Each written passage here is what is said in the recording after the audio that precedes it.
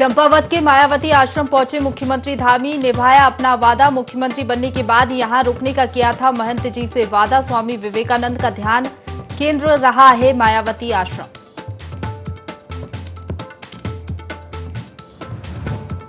भारत तिब्बत सहयोग मंच की तिरंगा यात्रा में पहुंची विधानसभा अध्यक्ष रितु खंजूरी, तिरंगा यात्रा में हुई शामिल। भारत माता के लगाए जयकारे।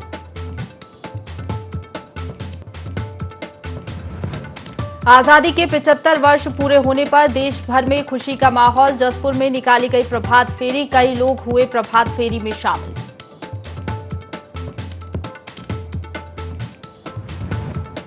उत्तराखंड पुलिस ने बॉबी कटारिया को जारी किया नोटिस। शराब पीते वीडियो और पुलिस को चैलेंज करने के लिए जारी हुआ नोटिस। 14 तक होना होगा कोतवाली में पेश।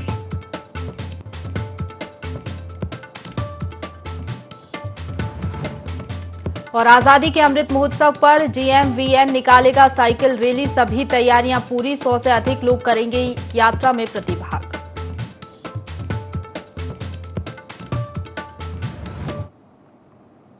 नमस्कार, देवभूमि लाइव में आप सभी का स्वागत है। आपके साथ मैं हूं प्रशंसा। बुलेटिन की शुरुआत करेंगे देहरादून की बड़ी खबर के साथ, जहां सीएम पुष्कर सिंह धामी के कुमाऊं दौरे का आज दूसरा दिन है। सीएम पुष्कर सिंह धामी चंपावत में कैंप कार्यालय का उद्घाटन करेंगे। 10:30 बजे मुख्यमंत्री कैंप कार्यालय का उद्घाटन करेंगे।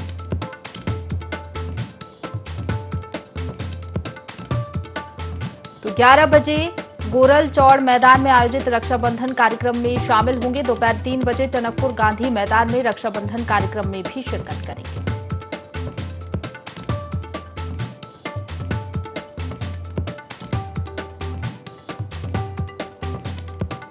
तो देहरादून से बड़ी खबर, सीएम पुष्कर सिंह धामी के कुमाऊं दौरे का आज दूसरा दिन है। सीएम पुष्कर सिंह धामी चंपावत में कैंप कार्यालय का उद्घाटन आज करेंगे। 10:30 बजे मुख्यमंत्री कैंप कार्यालय का उद्घाटन करेंगे। इसी खबर पर ज्यादा जानकारी के साथ principal correspondent Kailash Bisht live जुड़ गए, उनका रुख करेंगे। कैलाश, आज चंपावत दौरे पर सीएम रहने वाले हैं, क्या कुछ जानकारी, क्या कुछ कार्यक्रम है जिनमें वो शिरकत करेंगे? प्रशंसा, देखिए, मुख्यमंत्री का आज दूसरा दिन है कुमाऊं दौरे का और चंपावत में वो हैं। और चंपावत में जिस तरीके से आज कैंप कार्यालय का उद्घाटन थोड़ी ही देर में होने वाला है, तो जाहिर सी बात है कि जो कुमाऊं के जो लोग हैं उनके लिए एक बहुत अच्छी ये खबर है, क्योंकि मुख्यमंत्री का कैंप कार्यालय अगर वहां पर खुलता है तो जाहिर तौर पर कई अधिकारी वहां पर, बड़े अधिकारी बैठेंगे, कई समस्याओं का निस्तारण वहां पर हो पाएगा। और वो ऐसे लोग होंगे जिन लोगों को अब देहरादून आने की जरूरत नहीं पड़ेगी, उस इलाके के लोगों को उनकी समस्याओं का निस्तारण वहीं पर हो पाएगा, कि वो विधायक का कैंप कार्यालय नहीं बल्कि मुख्यमंत्री का कैंप कार्यालय है। और चूंकि मुख्यमंत्री चंपावत से विधायक है, तो जाहिर तौर पर ये वहां के लोगों के लिए और भी ज्यादा खुशनसीबी की बात होगी कि अब मुख्यमंत्री जो कैंप कार्यालय है वो वहां पर दिया जाएगा। और इसके अलावा रक्षाबंधन के 2 अलग अलग कार्यक्रम हैं जिसमें मुख्यमंत्री शिरकत करेंगे। वहां पर रक्षा सूत्र वहां पर जो बहनें हैं वो उनको बांधेंगी। उसके अलावा अगर अधिकारियों की बात करें, अधिकारियों से भी यहाँ पर बैठक का आज कार्यक्रम रखा गया है। हालांकि इसकी पुष्टि अभी नहीं हुई है, लेकिन कुछ निर्देशित जरूर करेंगे, क्योंकि मुख्यमंत्री का कैंप कार्यालय खुलने जा रहा है। तो जाहिर तौर पर जो वहां के जो जिलाधिकारी है के लिए एक बहुत बड़ी जिम्मेदारी भी बन जाती है कि एक तो जिलाधिकारी सुनते ही हैं जन समस्याओं को, लेकिन अब क्योंकि वहां पर कैंप कार्यालय अगर खुल जाता है तो वहां पर न सिर्फ जिलाधिकारी बल्कि तमाम अधिकारी हैं, उनकी यहाँ पर जिम्मेदारियां बढ़ जाएंगी। बिल्कुल, रक्षाबंधन कार्यक्रम भी रखा गया है कैलाश, उसमें भी शिरकत करने वाले हैं, उसको लेकर क्या जानकारी? हाँ, इसके लिए तैयारियां पूरी हो चुकी हैं और प्रशासन द्वारा तैयारियां हो चुकी हैं। पार्टी संगठन के द्वारा भी यहाँ पर तैयारियां हो चुकी हैं। कई लोगों को यहाँ पर निमंत्रण दिया गया है, बहनों को यहाँ पर निमंत्रण दिया गया है जो रक्षा सूत्र मुख्यमंत्री को बांधेंगी।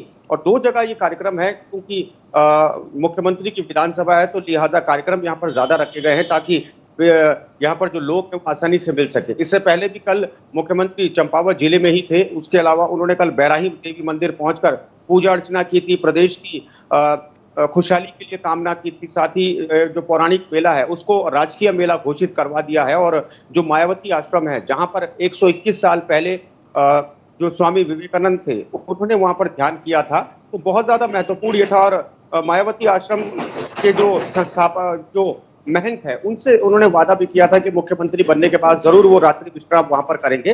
तो कल उन्होंने अपना वादा निभाया भी है। कल वो मायावती आश्रम में पहुंचे थे, जहां रात्रि प्रवास उन्होंने किया है। और आज जिस तरीके से मुख्यमंत्री कैंप कार्यालय की शुरुआत उनके हाथों हो रही है और रक्षाबंधन के कार्यक्रम हो रहे हैं, तो जाहिर तौर पर लोगों में खुशी का। बिल्कुल कैलाश, विकास कार्यों की सौगात भी सीएम दे सकते हैं क्या? हाँ, देखिए, जाहिर तौर पर मुख्यमंत्री कैंप कार्यालय अगर खुलेगा तो निसंदेह इसमें कोई दो राय नहीं कि अधिकारियों को निर्देश दिए जाएंगे। और इससे पहले भी कई घोषणाएं मुख्यमंत्री कर चुके हैं। और यहाँ पर हमने देखा भी है कि जो कैलाश गहतोटी थे, जो विधायक यहाँ से थे, जिन्होंने सीट यहाँ पर छोड़ी थी मुख्यमंत्री के लिए, वो साये की तरह बिल्कुल मुख्यमंत्री के साथ चल रहे थे चंपावत में, और आज भी वो मुख्यमंत्री के साथ ही रहने वाले हैं। तो कुल मिलाकर ये कहा जाए कि कैलाश गहतोटी ने भी जनता से वादे किए थे, वो चुनाव लड़े थे। और पुष्कर सिंह धामी की बात करें, पुष्कर सिंह धामी ने भी जनता से वादे किए हैं। तो दो नेताओं के द्वारा वहां पर वादे किए गए हैं, और दोनों नेताओं के वादों को धरातल पर उतारना मुख्यमंत्री की जिम्मेदारी है।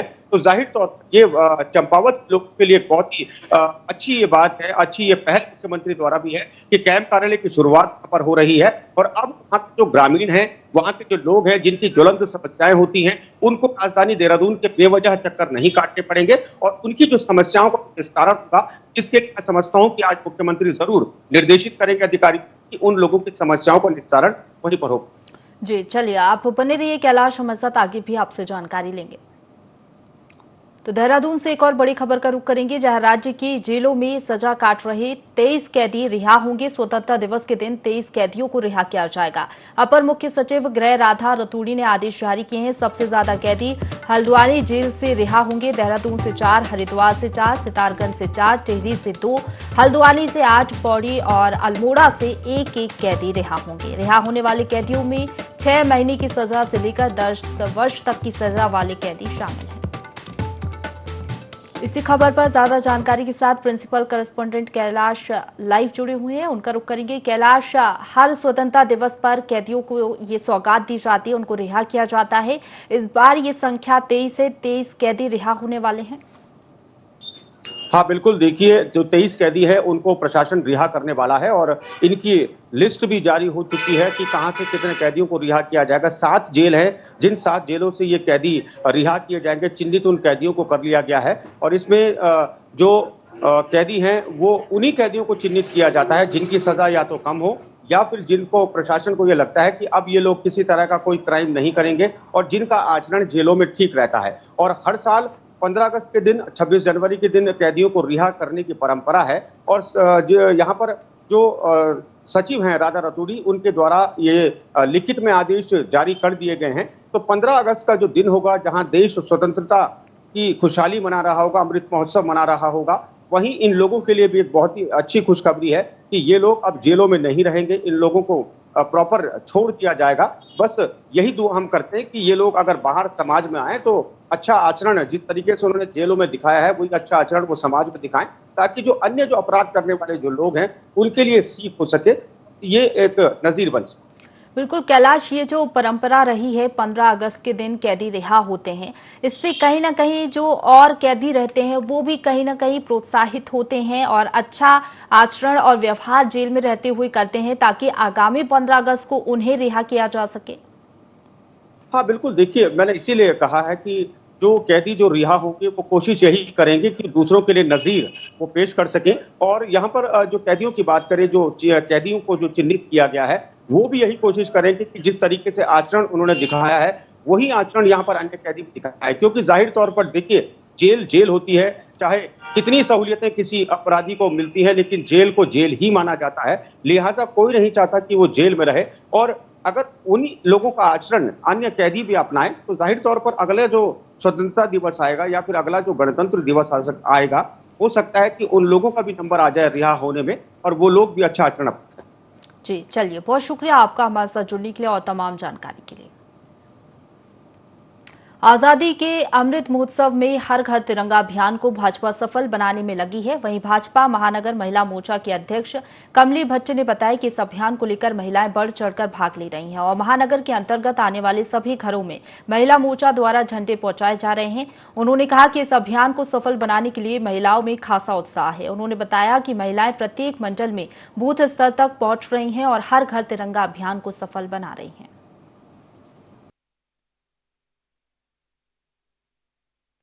मैं आप सभी उत्तराखंड वासियों से निवेदन करती हूँ कि हर घर झंडा, और झंडा हमारे महानगर से लेकर नगर निगम से लेकर सब घर घर में पहुंचाए जा रहे हैं। और महिलाओं की जो मैं भूमिका बताना चाहती हूँ, कि महिलाओं की इसमें बहुत बड़ी भूमिका है। अभी आपने देखा होगा कि मैं महानगर अध्यक्ष महिला मोर्चा की होने के कारण प्रत्येक मंडल में बूथ स्तर तक हमारी जो मंडल अध्यक्ष है वो जा रही हैं और प्रत्येक घरों पर झंडा पहुंचा रहे हैं। तिरंगा यात्रा भी बहुत भव्य हो रहे हैं, जगह जगह हो रहे हैं। और मैं मानती हूँ कि इसमें महिलाओं की सबसे बड़ी भूमिका है कि वो घर घर जाकर प्रत्येक व्यक्ति को झंडा दे रहे हैं। लक्सर क्षेत्र में पशुपालक इन दिनों पशुओं में तेज रफ्तार से फैल रही लंपी नामक जानलेवा बीमारी से दहशत में है। इस बीमारी में पशुओं के शरीर पर फोड़े पड़ जाते हैं जो मात्र एक दिन गुजरते ही जख्म का रूप ले लेते हैं, जिसके बाद पशुओं की हालत दिन प्रतिदिन बिगड़ने लगती है। पशुपालक इस बीमारी को लेकर गहरी चिंता में डूबे हुए हैं। क्षेत्र में फैल रही इस बीमारी से पशु चिकित्सा विभाग भी अलर्ट मोड पर दिखाई दे रहा है। लक्सर के रायसी स्थित पशु चिकित्सा अधिकारी डॉक्टर अमित चौधरी के मुताबिक क्षेत्र में ये बीमारी पहली बार देखने को मिली है। ये एक विषाणु जनित और बेहद भयानक रोग है। पशु चिकित्सा विभाग को इससे मुकाबले के लिए उत्तराखंड सरकार द्वारा कुछ दवाइयां उपलब्ध कराई गई हैं, जिनके सहारे इस पर काबू पाने की भरपूर कोशिश भी जारी है।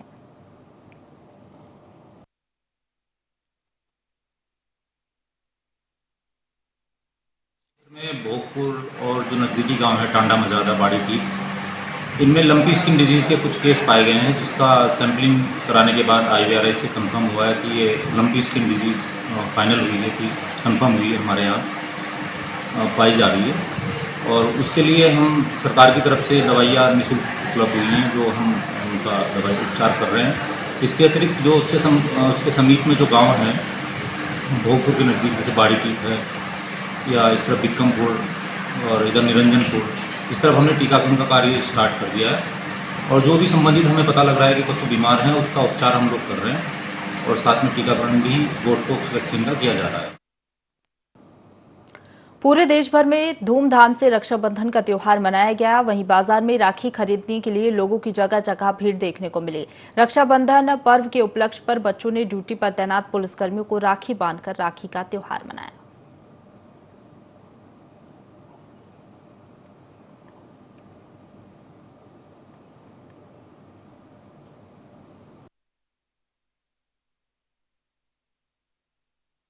कोरोना काल के बाद मैं अपनी बहन के यहाँ आया हूँ और रक्षाबंधन का त्यौहार हमने हर्षोल्लास के साथ मनाया। और रक्षाबंधन का त्यौहार अटूट प्रेम का बंधन है।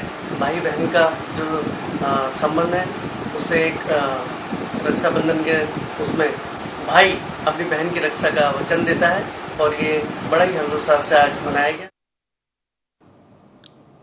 राजधानी देहरादून में आए दिन ट्रैफिक जाम की समस्या से जनता को दिक्कतों का सामना करना पड़ रहा है। इसके साथ ही जाम के फंसी राजधानी में आपको बता दें 2 पहिया और 4 पहिया वाहन रेंगते हुए नजर आ रहे हैं। हालांकि नए कप्तान दलीप सिंह कुंवर का कहना है कि यातायात व्यवस्था को सुचारू करने के लिए लगातार कार्य किए जा रहे हैं। इसके साथ ही वे खुद और जिला अधिकारी के साथ सड़कों का निरीक्षण कर यातायात व्यवस्था को दुरुस्त करने का काम करेंगे। उन्होंने कहा कि यातायात नियम तोड़ने वाले और ट्रैफिक जाम करने वालों के खिलाफ सख्त कार्रवाई की जाएगी।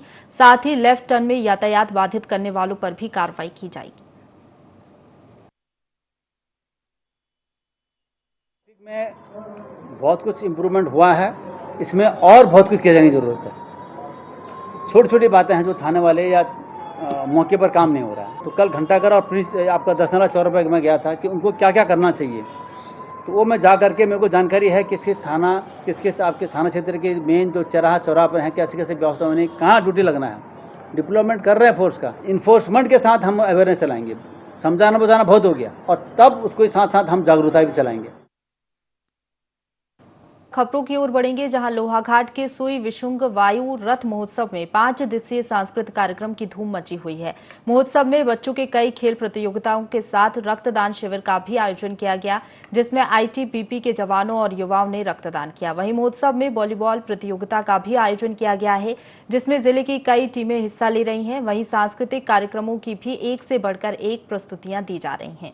वहीं महोत्सव में स्वास्थ्य शिविर के साथ साथ कोरोना की बूस्टर डोज भी लगाई जा रही है।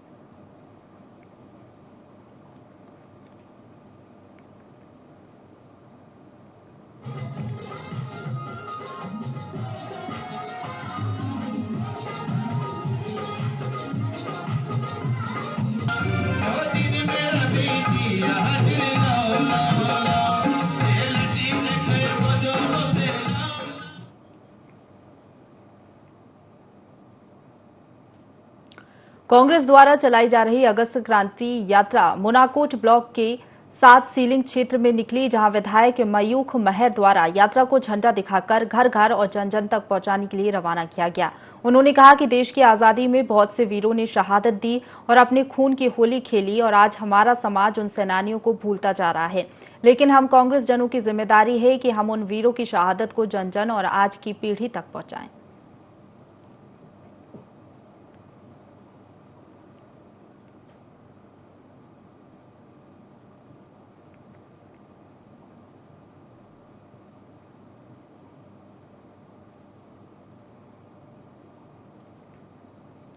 दिगली चौड़ में स्थित सर्वशक्ति स्वरूपा मां अखिल तारिणी धाम में शिव महापुराण समाप्त हुई, जिसमें 18 गांव के देवडांगरों और ब्राह्मणों ने यज्ञ में पूर्णाहुति दी। मुख्य कथावाचक वेद प्रकाश पांडे रहे, जिन्होंने दानदाताओं का आभार प्रकट किया। यज्ञ के बाद आयोजन समिति ने भक्तों के सहयोग से विशाल भंडारे का भी आयोजन किया।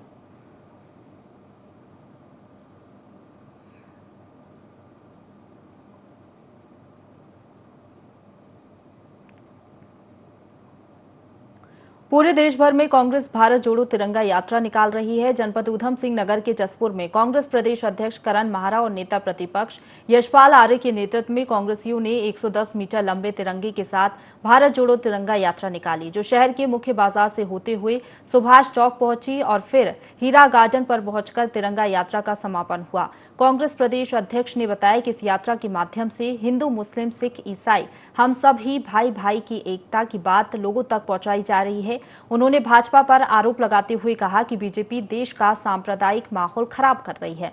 कांग्रेस चाहती है देश की एकता बनी रहे और देश सुरक्षित रहे, इसलिए जनता को जागरूक किया जा रहा है और भाजपा को उखाड़ फेंकने के लिए कांग्रेसियों को इकट्ठा किया जा रहा है।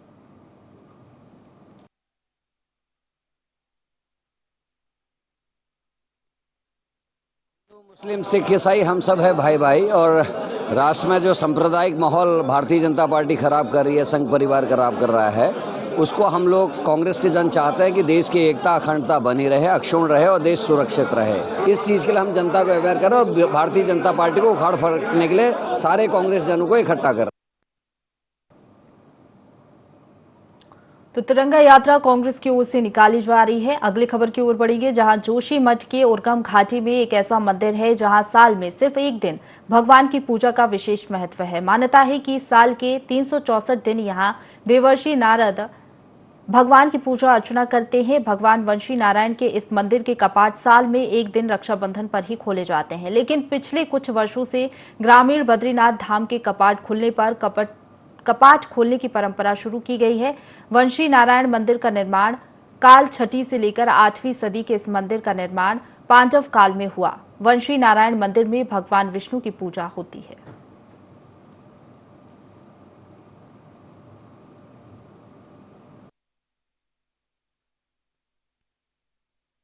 आज मैं आपको ऐसे पौराणिक मंदिर के बारे में रूबरू कराने जा रहा हूं, जो ग्राम सभा कलगोट से लगभग 6 किलोमीटर की ऊंचाई पर मखमली घासों के बीच विराजमान है, जिसका नाम भगवान वंशी नारायण है। पौराणिक परंपराओं की बात करूं, कहते हैं कि इस मंदिर का निर्माण 8वीं से लेकर 9वीं सदी के बीच मानव काल में हुआ था, और यह भी कहा जाता है एक बार देवर्षि नारद जी ने यहाँ पर साल के 365 दिन भगवान विष्णु जी की आराधना की, और जो एक दिन बचता है, इस दिन आम जनमानस रक्षाबंधन के शुभ अवसर पर भगवान विष्णु जी की आराधना करते हैं। लक्सर के शेखपुरी गांव में लंबे संघर्ष और मुद्दतों बाद आखिरकार ग्रामीणों को पेयजल के लिए टंकी तो किसी तरह नसीब हो गई, मगर बीते समय से गांव में बनी टंकी शोपीस बनकर रह गई है। कारण है पेयजल टंकी निर्माण होने के बाद भी बिजली की व्यवस्था न होना। ऐसे में जब कई बार शिकायतों के बावजूद भी इसका निराकरण नहीं हुआ तो ग्रामीणों का पारा 7वें आसमान पर पहुंच गया। उन्होंने सैकड़ों की संख्या में एकत्र होकर लक्सर के मुख्य बिजली घर पर डेरा डाल दिया और मांग पूरी नहीं होने तक वहीं जमा रहने का ऐलान कर दिया। हालांकि विद्युत विभाग के अधिकारियों द्वारा उन्हें समझाने बुझाने का असफल प्रयास किया गया, लेकिन उसके बावजूद भी ग्रामीणों का धरना प्रदर्शन बरकरार रहा।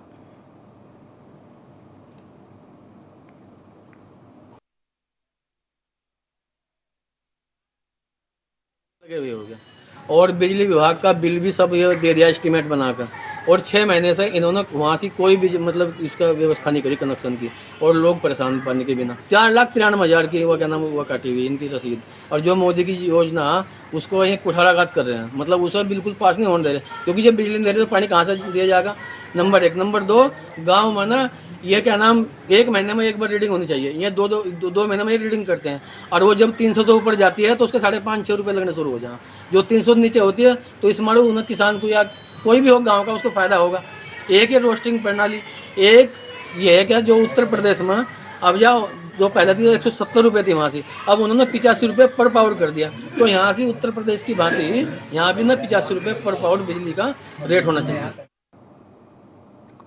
हरिद्वार के कनखल थाना क्षेत्र के कुमारघड़ा मोहल्ले में एक युवक को गोली मार दी गई। घटना में युवक बुरी तरह से घायल हो गया। घायल अवस्था में युवक को बंगाली अस्पताल में भर्ती कराया गया, जहां युवक की हालत गंभीर बताई जा रही है। गोली लगने की घटना वहां लगे सीसीटीवी कैमरे में कैद हो गई है।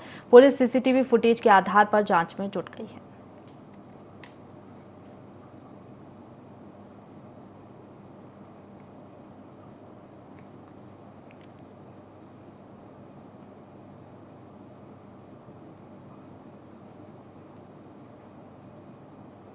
उत्तराखंड के पूर्व मुख्यमंत्री त्रिवेंद्र सिंह रावत ने तिरंगा यात्रा निकाली, जिसमें देहरादून के महापौर समेत सैकड़ों बीजेपी कार्यकर्ता मौजूद रहे। इस दौरान त्रिवेंद्र सिंह रावत ने कहा कि देश में आजादी का अमृत महोत्सव चल रहा है। शहीदों की शहादत की वजह से हमें आजादी नसीब हो पाई है।